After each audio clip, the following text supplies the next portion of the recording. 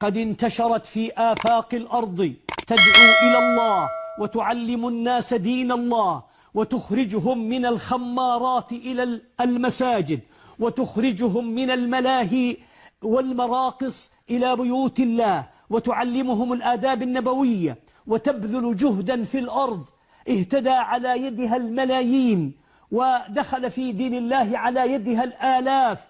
لماذا نمنع هذا الخير؟ قد يقول قائل لكنهم لا يهتمون بتكوين الإنسان تكوينا كاملا في عقيدته وفقهه وفكره. نقول يا أهل الفكر ويا أهل العقيدة ويا أهل الفقه والفكر والعقيدة تولوه أنتم، علموه أنتم، دعوا هذا يدخله لكم في المسجد وأنتم بعد ذلك تولوا تكميل ما عنده من نقص.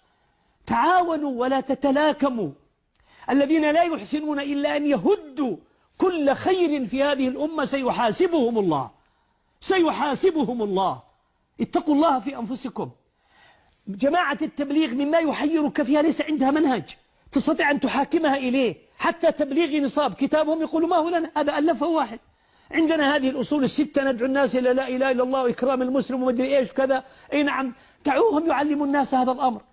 عندما نريد أن نعلم إنسان ندخله في المدرسة الابتدائية ثم نرقيه المدرسة المتوسطة ثم الثانوية ثم الجامعة ثم الماجستير ثم الدكتوراه والناس تريد هذا، يقول إن لم يكن دكتورا وإلا نلغيه. لا يا أخي، لازم يمشي في هذا الطريق. دعوا الناس. بعض الناس همه أن يعلم الناس القرآن الكريم، دعوهم يعلموا الناس القرآن. بعض الناس يعلمون الناس السنة، دعوهم يعلموا الناس السنة. بعض الناس يحب أن يعلم المسلمين الفقه، دعه يعلمهم الفقه. بعضهم قد تخصص في رد الشبهات عن هذا الدين وما يكيده الأعداء لهذه الأمة، وأصبح في هذا الباب قد عرف أصول الفساد ويريد أن ينبه الأمة إليه. دعه يقول ذلك، دعه يمضي، دعه يمر، دعه يقول، دعه يخدم دينه. لماذا نحن لا نحسن إلا أن نهد؟ وبعدين الذي يقول يريد أن يهد هذا وأن يهد هذا وأن يهد هذا حتى لا يقال ما في البلد إلا عبد الصمد، وإذا رأيته وجدت فيه نقصا هو فيه نقص وفيه خلل. لا يجوز. علينا أن نتقي الله وأن نخشى الله عز وجل.